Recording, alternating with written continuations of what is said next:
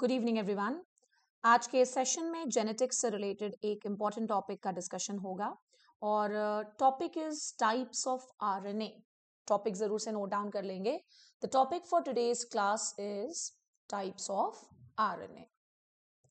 Classes में मैंने already discuss किया हुआ है कि आरएनए के basically we have two different types.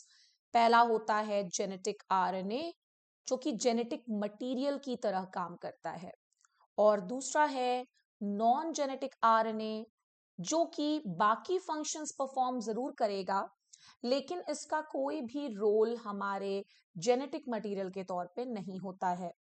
और फिर ये जो नॉन जेनेटिक आरएनए है ये 3 प्रकार के होते हैं। It is of 3 different types: mRNA, rRNA and tRNA। एक और बड़ा अच्छा सवाल यहाँ पर जरूर से डिस्कस होना भी चाहिए और वो ये कि जेनेटिक आरएनए जो होता है ये फ्यू वायरसेस का कैरेक्टर होता है।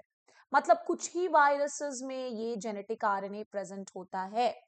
वायरसेस को छोड़ करके, वो भी कुछ वायरसेस को छोड़ करके, बाकी दुनिया के किसी भी लिविंग ऑर्गेनिज्म में जेनेटिक आरएनए नहीं होता है। हाँ, नॉन जेनेटिक आरएनए हर लिविंग ऑर्गेनिज्म में पाया जाता है, whether it is you, whether it is me, whether it is plant, सब में प्रेजेंट होता है नॉन जेनेटिक आरएनए। अब नॉन जेनेटिक आरएनए में जो सबसे पहला टाइप है दिस इज mRNA। बहुत ध्यान से इस चीज को समझिएगा बिकॉज हर एग्जाम में, चाहे आप कोई भी एग्जाम की बात करो, ये आरएनए के टाइप से सवाल डेफिनेटली आता है। यहाँ पर M का मतलब है मैसेंजर आरएनए। मैसेंजर जैसे आप पढ़ते हो ना फेसबुक मैसेंजर, फेसबुक मैसेंजर आप किस चीज के लिए यूज करते हो? मैसेज को एक इंसान से दूसरे इंसान तक पहुंचाने के लिए। तो यहां पर भी mRNA का नाम ऐसे ही मैसेंजर नहीं पड़ा हुआ है, there is a reason for that, और वो रीजन अभी हम लोग पढ़ेंगे। सबसे पहले तो आप जान लो कि mRNA is also known as template RNA, और टोटल आरएनए का 5 से 10% जो परसेंटेज है वो mRNA का होता है। साथ ही साथ mRNA इज हाईली अनस्टेबल।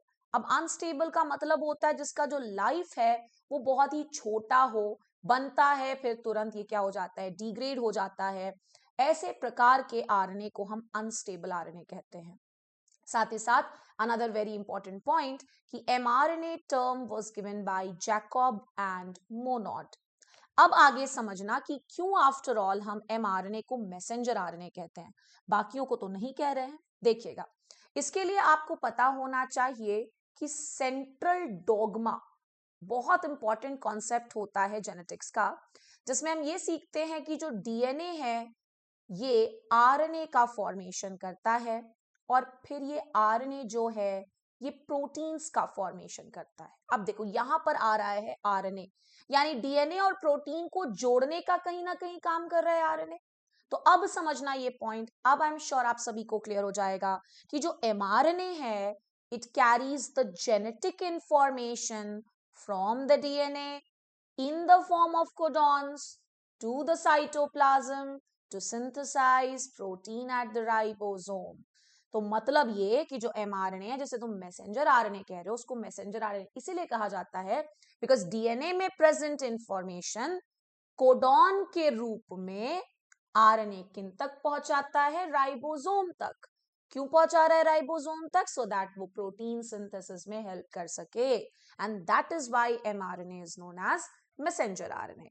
अगर आपके पेपर में सवाल आ जाए कि बताइए वो कौन सा आरएनए है जो हमारे डीएनए के जेनेटिक इंफॉर्मेशन को कोडॉन्स के फॉर्म में कैरी करता है टू राइबोसोम सो दैट वो राइबोसोम प्रोटीन बना सके, then the correct answer will be mRNA। Coming to the next type of RNA and that is rRNA। यहां पर स्मॉल r का मतलब ही है राइबोसोमल। अब यहां पर भी राइबोसोमल का मीनिंग है, जैसे M में मैसेंजर का मीनिंग था।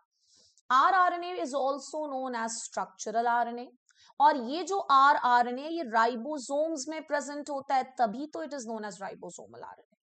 बहुत ही बढ़िया सवाल आया था NET genetics in plant breeding department में 2017 के पेपर में, देख लीजिए।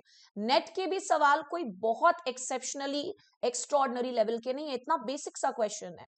टोटल आरएनए का 80% आरएनए कौन सा होता है? आरआरएनए। मतलब सबसे ज्यादा पाए जाने वाला आरएनए इज आरआरएनए।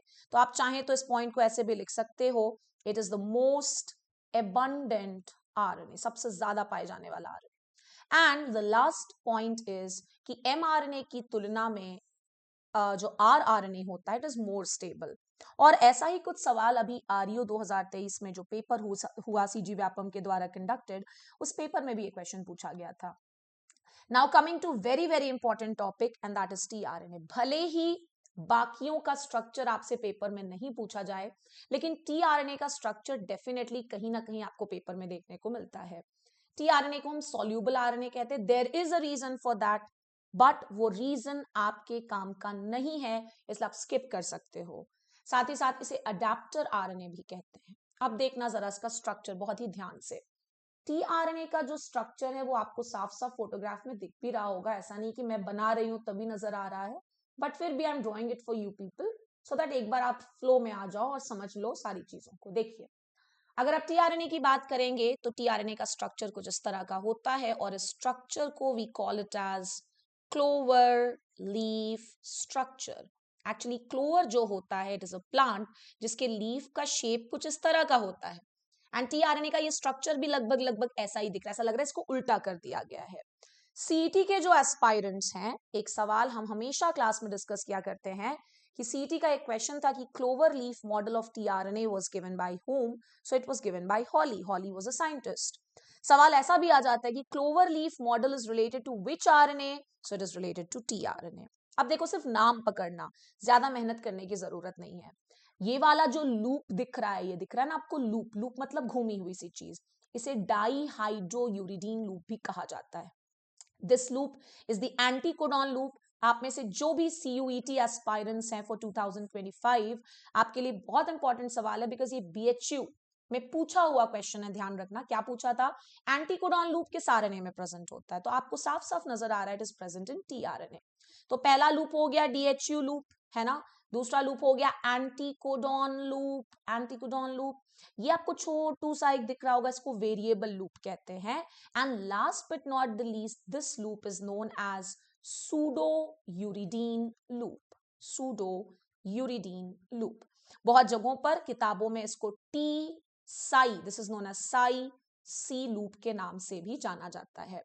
सो कुल मिलाकर के हमने क्या देखा, how many loops are present in a case of tRNA? There are 4 different types of loop, DHU loop, anticodon loop, variable loop या variable arm, and last but not the least we have pseudo uridine loop, जिससे हम T Sai C loop के नाम से भी जानते हैं। सो ये था एक छोटा सा सेशन जिसमें मैंने पूरी कोशिश की है हर उस पॉइंट को डिस्कस करने की जो कि आरएनए से किसी भी पेपर में पूछा जा सकता है। Not just I am talking about IGKVCT, ये जो कंपाइल्ड मैटर है, if you are preparing for PhD entrance examination in genetics and plant breeding, वहां पर भी हेल्प करेगा। और अगर आप बेसिक एग्जाम की तैयारी करो तो definitely it is going to help you. So that was all for today's session. Meet you in the next class. Thank you so much.